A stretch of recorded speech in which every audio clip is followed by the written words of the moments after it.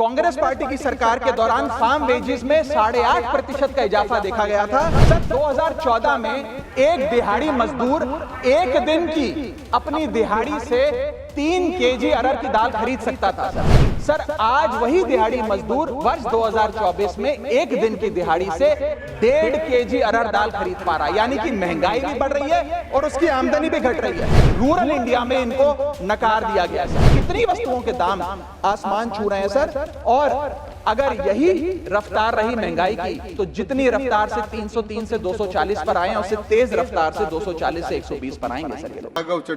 Sir आमतौर पे देखा जाता है कि सर आमतौर पे देखा जाता है कि जब भी वित्तीय बजट देश में प्रस्तुत किया जाता है तो देश के कुछ वर्ग उस बजट से खुश होते हैं और कुछ वर्ग उस बजट से निराश होते हैं। लेकिन इस बार सरकार ने वो अचीव कर लिया जिसे अचीव करना संभव ही नहीं था। इस सरकार ने इस बजट से लगभग देश के हर वर्ग को निराश किया। They have managed to displease all sections of our society. In fact sir Bharatiya Janata party के अपने समर्थक भी, अपने वोटर भी इस बजट से बेहद निराश हैं। सर बजट 2024 में अगर आप सर इनको मुझे बोलने दीजिए, नहीं तो मैं if you want me to yield मैं बैठ जाता हूं सर। आप बैठो, आप बोलने दो। माननीय सदस्य, आप बोलो ना। माननीय सदस्य, क्या प्रॉब्लम है? कृपया बैठे। बैठो क्या आप। बैठ जाए? बैठो आप। प्लीज बैठिए। आप बोलिए चौड़ा प्लीज कंटिन्यू बोलिए। सर पिछले 10 सालों में टैक्स लगा कर सरकार ने एक देश के आम आदमी का खून चूस लिया। अब आप मानिए आप 10 रुपए कमाते हैं, उसमें से 3-3.5 रुपए आप इनकम टैक्स के माध्यम से दे देते हैं, 2 रुपए 2.5 रुपए जीएसटी आपका चूस लेता है, 1.5-2 रुपए आपका कैपिटल गेन टैक्स लगता है, सेस सरचार्जेस 1-1.5 रुपए के लग जाते हैं। तो मात्र 10 रुपए में से 7-8 रुपए तो सरकार के खजाने में चला जाता है। तो आम इंसान को मिलता क्या है, आम आदमी को मिलता क्या है? और सरकार जो हमसे इतना टैक्स लेती है उसके बदले में सरकार हमें देती क्या है? कौन सी ऐसी अंतर्राष्ट्रीय सेवाएं, world class health care, education, transport सुविधाएं सरकार बदले में देशवासियों को देती है? मैं ये भी पूछना चाहता हूं। इसीलिए आज मुझे ये कहने में बिल्कुल भी गुरेज नहीं है that sir we in India today pay taxes like England to get services like Somalia. Sir आज सर मैं अपने इस भाषण को सर 2 भाग में बांटूंगा। पहले भाग में मैं सर सरकार की इतनी दुर्दशा 2024 के चुनावों में क्यों हुई और आज की आर्थिक स्थिति क्या है उस पर बात करूंगा और दूसरे भाग में कुछ सुझाव भी सरकार को दूंगा। सर पहले 2019 में भारतीय जनता पार्टी की 303 सीटें थी। देश की जनता ने उन सीटों पर 18% जीएसटी लगाकर इनको 240 सीटों पर ला खड़ा किया। सर इसके कई कारण बताए जाते हैं। कोई कहता है कि धर्म का कार्ड नहीं चला, कोई कहता है जातीय कारण है, तो कोई कहने लगता है कि टिकट डिस्ट्रीब्यूशन में कमी रही। सर ये सब ऊपरी कारण है। मैं 3 कारण बताता हूं जिस वजह से भारतीय जनता पार्टी की ये दुर्दशा हुई। पहला कारण है इकोनॉमी, दूसरा कारण है इकोनॉमी और तीसरा कारण भी है इकोनॉमी। सुनिए प्लीज, ये सर मैं बैठ जाता हूं। ये राष्ट्रपति के अभिभाषण पर चर्चा नहीं है, ये आम बजट पर चर्चा है। माननीय राघव चड्ढा जी आपस में बात नहीं करें। माननीय राघव चड्ढा जी, ये राष्ट्रपति के अभिभाषण पर चर्चा नहीं है, ये आम बजट पर चर्चा। बोलिए सर बजट पे आप बोलो। आप बजट पर बोलिए, आम बजट। सर अगर आपने मेरी पूरी बात सुनी होती तो शायद इतनी आपत्ति इन लोगों को ना होती। सर मैं यही कहना चाह रहा हूं कि कई कारण बताए जाते हैं चुनावी हार के, लेकिन मेरे मुताबिक 3 महत्वपूर्ण कारण है। पहला कारण इकोनॉमी, दूसरा कारण इकोनॉमी और तीसरा कारण भी इकोनॉमी। मैं इकोनॉमी की बात कर रहा हूं, चुनावों की बात नहीं कर रहा सर पहला कारण। सर मैं बैठ जाता हूं सर, इनको चिल्लाने दीजिए, मैं बैठ जाता हूं सर। माननीय सदस्य जब बैठिए, जब आपका समय आए तो आप बता देना दिल्ली में कैसे आ रहे। अभी उनको बोलने दीजिए, बोलिए। अभी उन्होंने बना दिया है। बोलिए। सर पहला कारण हार का है rural income and inflation. Sir Bharat की 60% से ज्यादा आबादी सर गांव में बसती है, लेकिन आज सर सर ये ठीक नहीं है सर। इनकी तबीयत खराब है, इनके पेट में क्यों दर्द हो रहा है? इनकी तबीयत खराब है, इनकी तबीयत खराब है।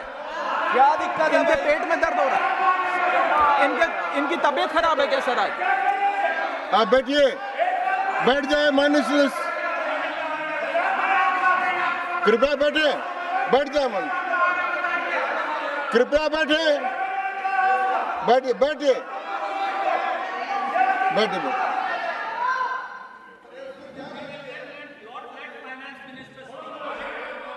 आप माननीय सदस्य डिस्टर्ब मत करें, इनको बोलने दें, आपको बोलने का अवसर मिलेगा, अब इनको बोलने दें। हाँ सर, मैंने 2.5 मिनट बोला, उसमें 5 बार इन्होंने इंटरप्ट किया है। मैं अपना समय सूद समेत इनसे वसूलूंगा सर। सर मैं आगे चलता हूं। सर इस देश में ये सर पहला ब्याज, मेरा कारण था ब्याज की आदत ठीक नहीं है sir. Rural income and inflation sir, आज rising rural inflation, rural unemployment, low crop yield, income inequality, farmer debt, high input cost, low income, no MSP और क्रॉप लॉसेस के चलते ये आलम है सर कि रूरल इनकम ग्रोथ वित्तीय वर्ष 23-24 में डेकेडल लो पे है, डेकेडल लो पे। और सर इसी के साथ साथ किसानों की आय दुगना करने का वादा था, स्वामीनाथन कमीशन के अनुसार एमएसपी देने का वादा था, वो वादे जब पूरे नहीं हुए तो आलम यह है सर कि पिछले 25 महीने लगातार रियल रूरल वेजेस डिक्लाइन पर हैं लगातार। और इसके साथ साथ यूपीए के दौरान, कांग्रेस पार्टी की सरकार के दौरान फार्म वेजेस में 8.5% का इजाफा देखा गया था। एनडीए 1 के दौरान 3% और एनडीए 2 के दौरान -0.6% का इजाफा देखा गया, यानी कि रूरल वेजेस गिरती जा रही हैं। सर मैं ऐसे साधारण भाषा में समझाता हूं सर 2014 में एक दिहाड़ी मजदूर एक दिन की अपनी दिहाड़ी से 3 केजी अरहर की दाल खरीद सकता था सर आज वही दिहाड़ी मजदूर वर्ष 2024 में एक दिन की दिहाड़ी से 1.5 केजी अरहर दाल खरीद पा रहा है, यानी कि महंगाई भी बढ़ रही है और उसकी आमदनी भी घट रही है।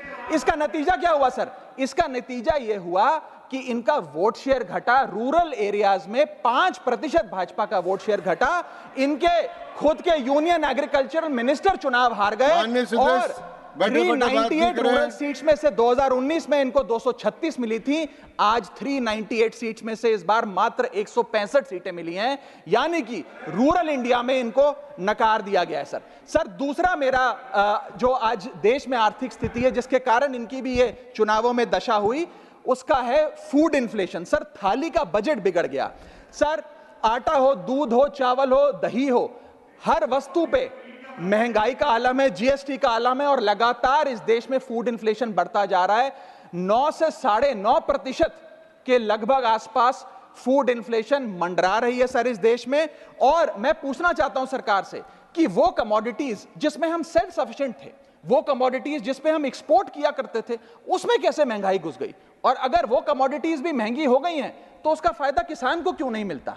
वो सारा पैसा जा कहां रहा है? ये एक बड़ा महत्वपूर्ण सवाल है सर। आटा 2014 में 21 रुपए प्रति केजी बिका करता था, आज 42 रुपए प्रति केजी हो गया है। दूध 30 रुपए प्रति लीटर के आसपास बिका करता था वर्ष 2014 में, आज 2024 में 70 रुपए प्रति लीटर बिकता है सर। देसी घी 2014 में 300 रुपए प्रति केजी पे बिका करता था, आज 2024 में 675 रुपए प्रति केजी बिकता है। अरहर की दाल 80 रुपए प्रति केजी बिका करती थी 2014 में, आज 230 रुपए प्रति केजी बिक रही है। और न जाने कितनी वस्तुओं के दाम आसमान छू रहे हैं सर। और अगर यही रफ्तार रही महंगाई की तो जितनी रफ्तार से 303 से 240 पर आए हैं, उससे तेज रफ्तार से 240 से 120 पर आएंगे सर ये लोग। Sir third reason is unemployment, यानी कि बेरोजगारी। सर इनफॉर्मल सेक्टर हो या फॉर्मल सेक्टर हो, अनऑर्गेनाइज सेक्टर हो या ऑर्गेनाइज सेक्टर हो, हर जगह अनएम्प्लॉयमेंट है। और सीएमआई की रिपोर्ट यह बताती है कि अनएम्प्लॉयमेंट दर ऑर्गेनाइज सेक्टर की इस देश में 9.2% है। अनऑर्गेनाइज सेक्टर की तो बात ही भूल जाइए, ऑर्गेनाइज सेक्टर की अनएम्प्लॉयमेंट दर 9.2% है। और हम लोग अपने देश के ह्यूमन रिसोर्सेस को किस कागार पे लाकर खड़ा कर दिया है उसका आलम देखिए सर। उत्तर प्रदेश सरकार के सचिवालय में पीएन की पोस्ट के लिए 368 नौकरियां निकली, 23 लाख लोगों ने उसके लिए आवेदन पत्र दिए।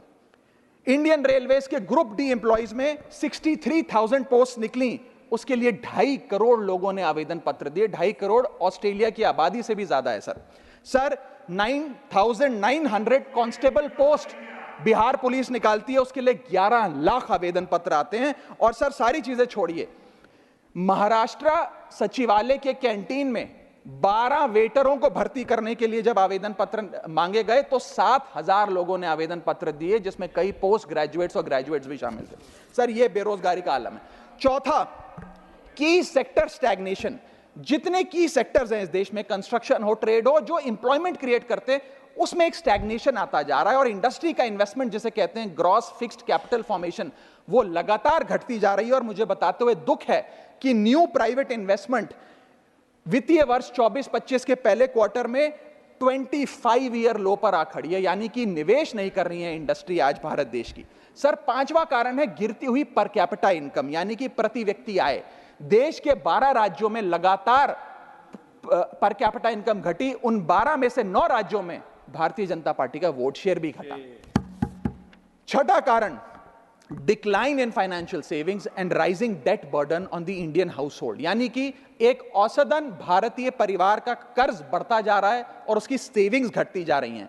फाइनेंशियली हम लोग फ्रेजाइल होते जा रहे हैं और ये रिजर्व बैंक ऑफ इंडिया के गवर्नर ने खुद कहा कि सेविंग्स बैंक अकाउंट खातों में से सेविंग्स गायब होती नजर आ रही हैं। हमारा net financial savings to GDP ratio वो घट रहा है, हाउस होल्ड सेविंग्स वो घट रही हैं और लगातार सेविंग्स में डिक्लाइन देखा गया। और मैं सिर्फ बुराई नहीं करना चाहता, मैं सुझाव भी देना चाहता हूं। मैं आने वाले अपने भाषण के भाग में 8-10 महत्वपूर्ण सुझाव भी सरकार के लिए लाया हूं।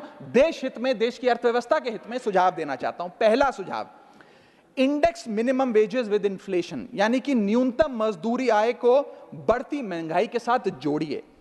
Ma'am, inflation erodes purchasing power. Inflation वो महंगाई वो दीमक है जो आपकी परचेजिंग पावर, आपकी संपत्ति को खा जाती है। इसीलिए आज मैं कहना चाहता हूं कि जैसे बेल्जियम जैसे देशों ने ऑटोमेटिक इंडेक्सेशन ऑफ वेजेस लागू किया है, उसी प्रकार हमारे देश में भी मिनिमम वेजेस की ऑटोमेटिक इंडेक्सेशन होनी चाहिए। और यहां मैं बताना चाहूंगा कि मेरे नेता अरविंद केजरीवाल जी ने, हमारी आम आदमी पार्टी की सरकार ने देश में सबसे ज्यादा मिनिमम वेजेस दिल्ली में देने का काम किया।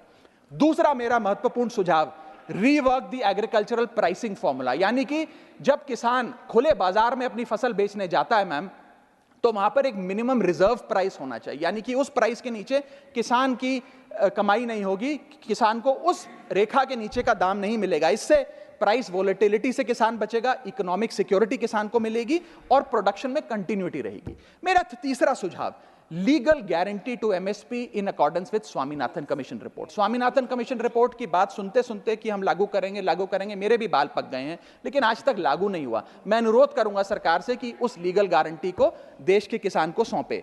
चौथा और बहुत महत्वपूर्ण, हाथ जोड़कर विनती करना चाहूंगा, restore indexation on long term capital gain.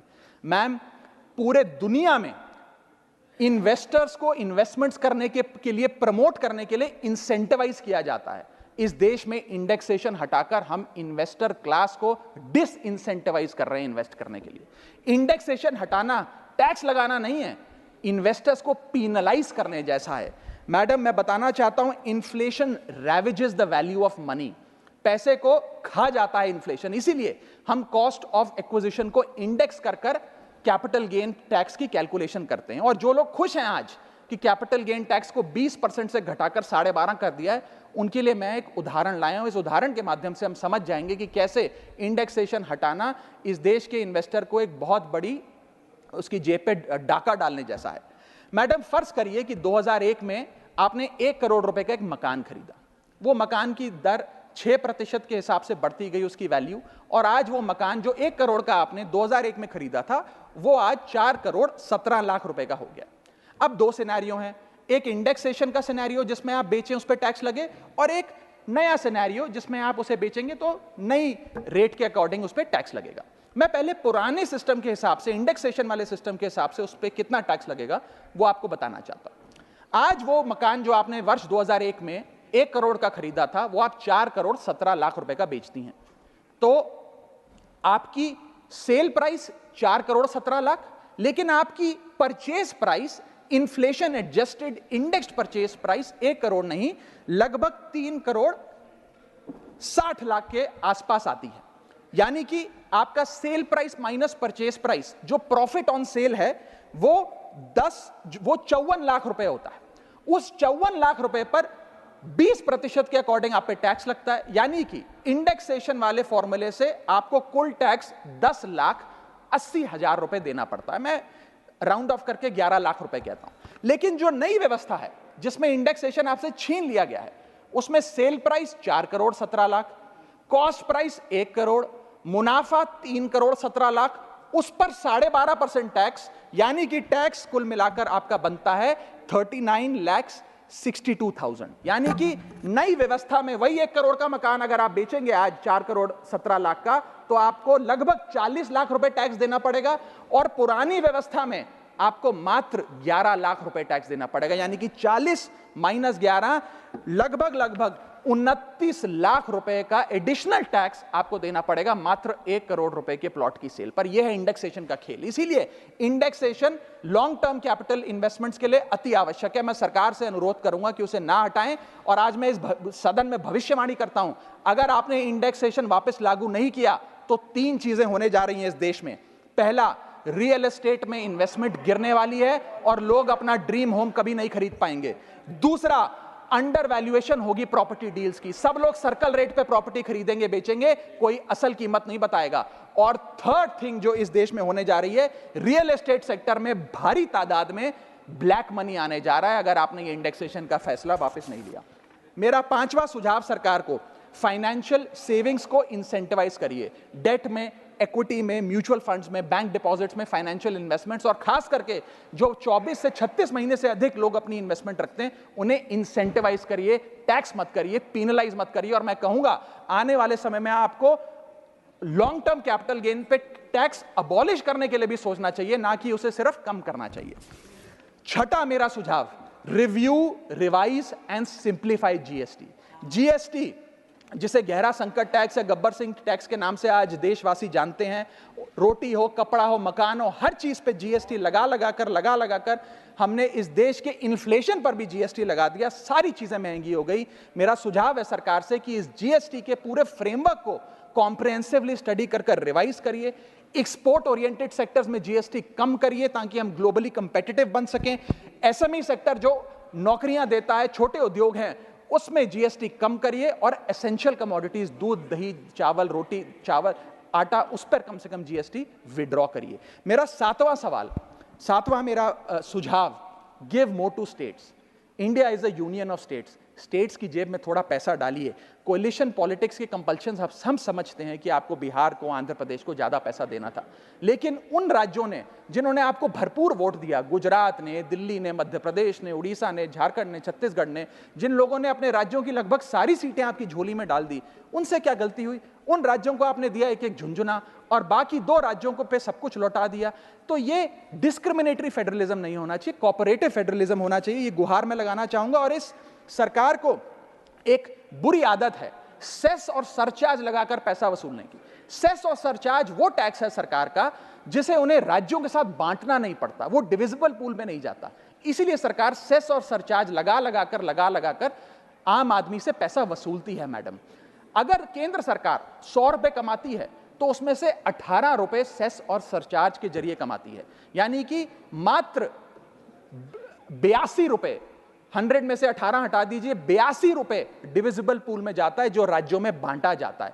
18 रुपए सीधा सरकार की जेब में जाता है। मैं अनुरोध करूंगा कि सेस और सरचार्ज की या तो इस प्रथा को बंद करें या वो भी डिविजिबल पूल में डालकर स्टेट्स के साथ बांटे। मेरा 8वां सुझाव, जीएसटी कॉम्पनसेशन जो राज्यों के लिए बंद कर दिया गया है उसे कम से कम 5 साल और दीजिए। कई ऐसे राज्य हैं, तमिलनाडु है, महाराष्ट्र है, पंजाब है, गुजरात है, जिनकी अर्थव्यवस्था आज जीएसटी कॉम्पनसेशन के पैरों पे खड़ी हुई है, जो आज हमारे बजट का 10 से 15% हिस्सा इनकम का जीएसटी कॉम्पनसेशन से आता है। मैं अनुरोध करना चाहूंगा सरकार से कि कम से कम 5 साल और जीएसटी कॉम्पनसेशन देकर इन राज्य सरकारों की मदद की जाए। और अंत में बस मैं यही अपनी बात बोलकर खत्म करूंगा मैडम, कि इस बजट ने टैक्स बढ़ा बढ़ाकर इस देश के आम आदमी के खून चूसने का काम किया। मैं अनुरोध करूंगा कि डायरेक्ट टैक्स हो या इनडायरेक्ट टैक्स हो, इस पूरी व्यवस्था पे एक बार फिर से गौर फरमाया जाए। जो मैंने शुरुआत में कहा था उसे दोहराऊंगा, हम 10 रुपए अगर कमाते हैं तो उस पे 3-3.5 रुपए इनकम टैक्स लगता है, उस पे 2 से 2.5 रुपए जीएसटी खा जाता है। ₹1.5 का कैपिटल गेन टैक्स लगता है, आधे पैसे का सरचार्ज और सेस लगता है, यानी कि ₹10 में से 6 से 7 रुपए सरकार की जेब में चले जाते हैं। यानी कि अगर आप साल में ₹10 कमा रहे हैं तो 7 से 8 महीने की जो आपकी कमाई है वो सरकार ले जाती है, मात्र 3-4 महीने की कमाई आपकी जेब में आती है, और उस पर भी अन्य प्रकार के टैक्स लगते हैं, और उसके बदले में हमें कोई सुविधाएं नहीं मिलती है, ना ट्रांसपोर्ट, ना हेल्थ केयर, ना कोई इंफ्रास्ट्रक्चर, कोई ऐसे जैसे और बड़े बड़े विकसित देशों में, United states of America, United kingdom, European countries में जो हाई टैक्स रिजीम्स मानी जाती हैं, उनमें नागरिकों को सुविधा दी जाती है, लेकिन उसके बदले में दिल्ली में, हिंदुस्तान में, देश भर में कोई ऐसी सुविधा केंद्र सरकार नहीं देती है। इसीलिए यह कहा जाता है that we impose taxes like the Europeans do to get services like sub Saharan countries. मैं अनुरोध करूंगा सरकार से कि इस टैक्स फ्रेमवर्क को डायरेक्ट हो या इनडायरेक्ट टैक्स हो, उसका भी एक कॉम्प्रिहेंसिव रिव्यू करे। बहुत बहुत शुक्रिया। धन्यवाद। माननीय